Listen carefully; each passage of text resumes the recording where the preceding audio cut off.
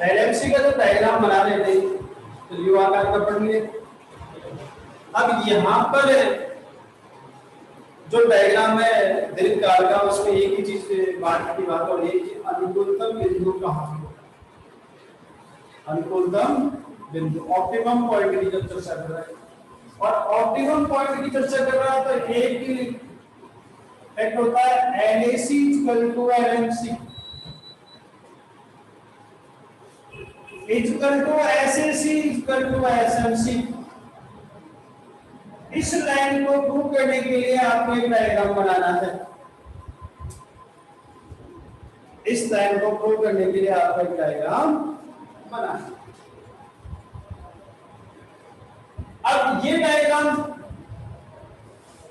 SAC equal to SMC relation between AC and MC वाले topic में मैंने कहा था एक पॉइंट पर जाओ तो ये कंडीशन आई थी। ए पॉइंट पर क्या हो रहा है लाइन पे आपको क्या बोला था पुकार में SAC के न्यूनतम बिंदु पर LMC वक्र नीचे से काटता हुआ ऊपर जाता है तब हमारे को ये कंडीशन अभी भी हमने चर्चा की थी।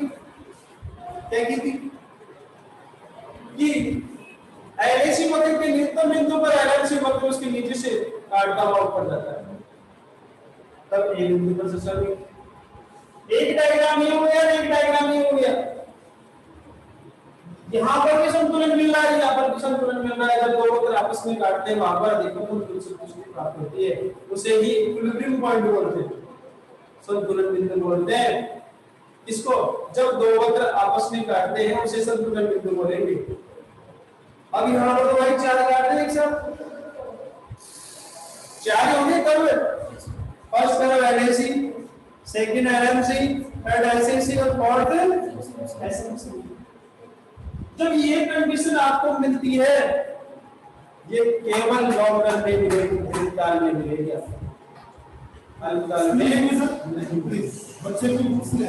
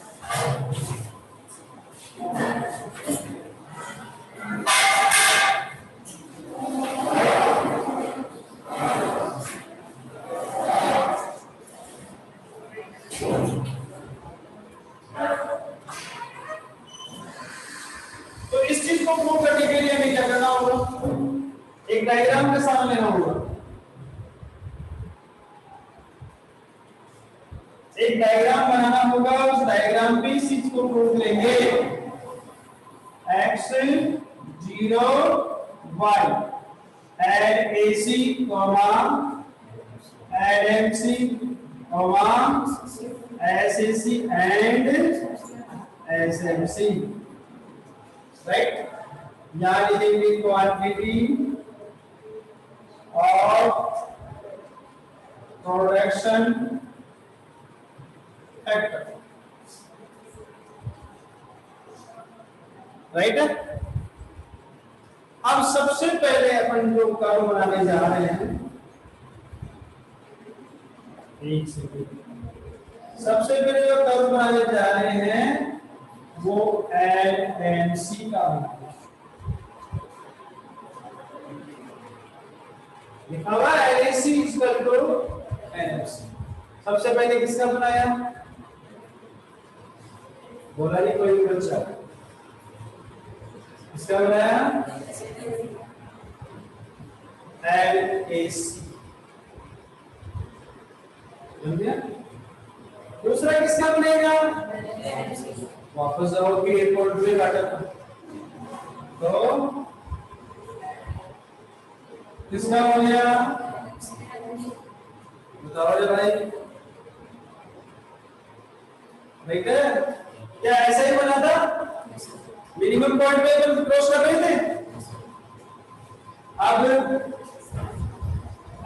एसी लार्ज सब बोल सकता हूं मैं एस का मतलब स्मॉल तो ये लार्ज वाले की बात करते हैं अपन तो इसके जस्ट ऊपर क्या आएगा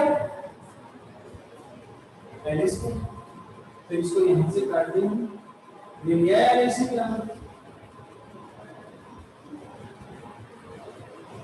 एन सॉरी एस एस क्या आ गया एस एस अब डायग्राम किसका रहेगा बताओ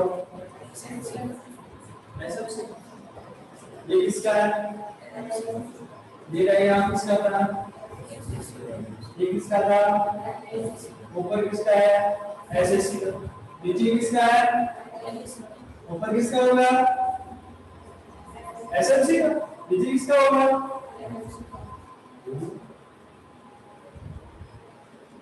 एसएमसी ये कट गया इसको क्वांटिटेटिव बनाओ क्या कंडीशन होगी इस पॉइंट पे इसको ए पॉइंट दे दिया इस पॉइंट को कंडीशन देके मैंने ये लिख दिया कौन सा ADC equal to LMC equal to SAC equal to SMC एक बार डालो आप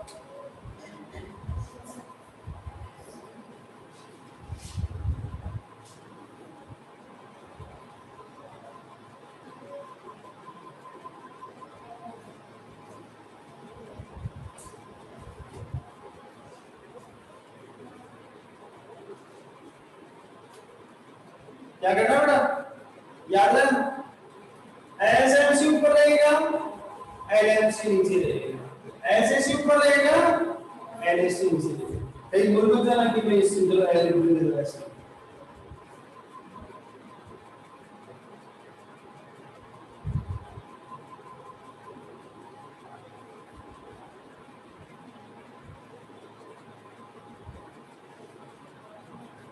यानी दोनों डायग्रामों को एक बार एक साथ बनाने से ये कंडीशन प्राप्त हुई है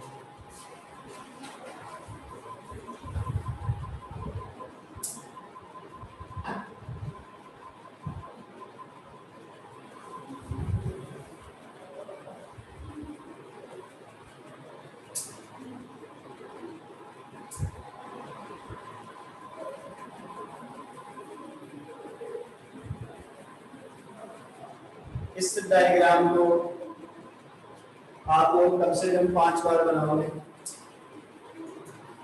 5वीं बार बनाओगे तब तक आपको कंप्लीट याद हो जाएगा प्रैक्टिस के बिना ऐसे डायग्राम नहीं बनते प्रैक्टिस जरूरी है पेंसिल से बनाना है 5 बार बनाओगे अपने आप क्लियर होता है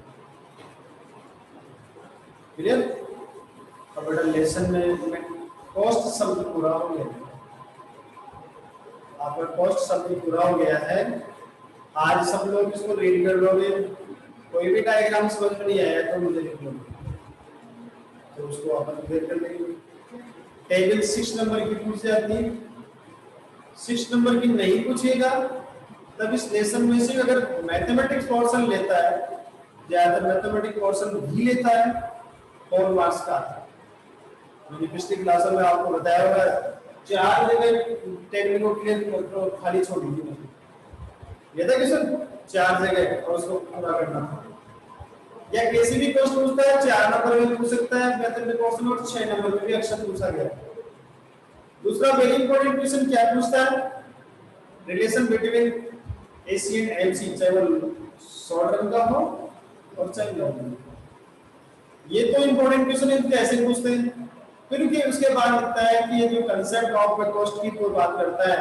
आपसे कहता है 2-4 कॉस्ट दे दी टीवी से दे दी पीएफसी दे दी एस दे दी आप इसके बारे में स्पष्ट करो तो 4 और 6 नंबर में ज्यादा संभावना है इस चैप्टर से बनने और उसके बाद 1 नंबर के क्वेश्चन में मैंने आपको कहा था साइड वाला क्वेश्चन पूछ सकता है कि साइड गोलाकार का कौन सा होता है आयताकार अतिपरवलय का कौन सा होता है या ओस के पैरेलल कौन सा डायग्राम होता है तो ऐसे छोटे-छोटे क्वेश्चन भी आपसे पूछे जा सकते हैं कई बार आपसे 1 नंबर में फॉर्मूला भी पूछ लेता है 1 नंबर में फॉर्मूला भी पूछ लेता है इसलिए आपको इस क्वेश्चन को चैप्टर को अच्छी तरह से रीड करना है।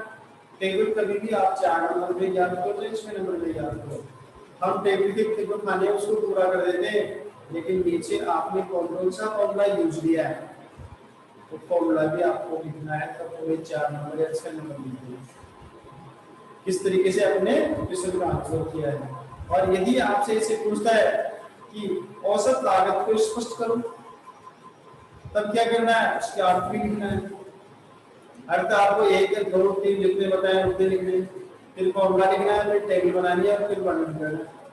और जब क्वेश्चन ऐसे दे दिया कि औसत लागत को रेखाचित्र द्वारा समझो, तब आपको केवल परिभाषा और एक फॉर्मूला लिखना है, डायरेक्ट आपको डायग्राम बनाना है और उसका वर्णन करना है। टेबल पूछे तो ही आपको बताना। क्लियर है? चैप्टर कंप्लीट हो गया। कुछ इसमें कॉस्ट है, जैसे मौद्रिक लागत, स्पष्ट लागत, अस्पष्ट लागत, सामाजिक लागत, ऐसे क्वेश्चन से इस पीडीएफ के द्वारा आपको मिल जाएगा कि क्या क्या स्पष्ट होती है, क्या क्या अस्पष्ट होती है, रीड कर लेंगे। क्लियर है? अब इसके पीछे वाले क्वेश्चन देखो, पीछे वाले क्वेश्चन सभी बच्चे ले लो, और कौन सा क्वेश्चन आपको नहीं आता वो मुझे बताओ।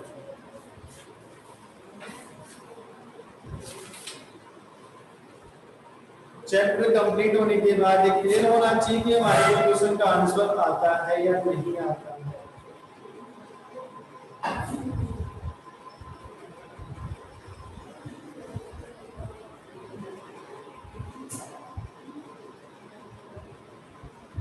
क्योंकि चैप्टर कॉस्ट को बहुत अच्छी तरह से एक एक डायग्राम को मैंने आपको बना के बताया। अपॉर्चुनिटी कॉस्ट, अवसर लागत क्या होती है ये आपको उसके द्वारा मिल जाएगी, लेकिन होती क्या है बच्चे के क्वेश्चन में आंसर देता हूं। अपॉर्चुनिटी कॉस्ट या अवसर लागत की बात करते हैं तब इसमें आता है कि पैटर्न यूजेस क्या होता है। एक पॉइंट और बी पॉइंट की चर्चा करते हैं। ए पॉइंट में कितना मिल रहा है, बी पॉइंट में कितना मिलता है, दोनों का डिफरेंस होता है। इसके सर्वोत्तम तरीके की बात करते हैं कि अधिक से अधिक प्रॉफिट किसमें मिल रहा है। एक ए साधन के रूप में दिया, बी साधन के रूप में दिया, दोनों के गैप को देखो। निकालो लेसन नंबर, इसका जहां लेसन स्टार्ट होता है वही निकालो, निकालो सब लोग। इसमें एक अपॉर्चुनिटी कॉस्ट में एग्जांपल दे रखा है, उस एग्जांपल को रीड करो, देखिए एक बार। अपॉर्चुनिटी कॉस्ट का एक एग्जांपल दे रखा है, उसको पढ़ो।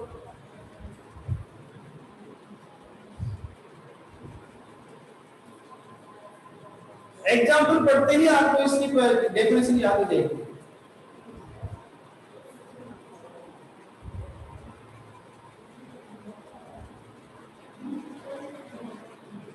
ये जितनी भी कॉस्ट है आज रीड करना और कल वैसे चर्चा करना, राइट? एग्जांपल समझ में आया क्या कह रहा है? एग्जांपल समझो इसको क्या कह रहा है।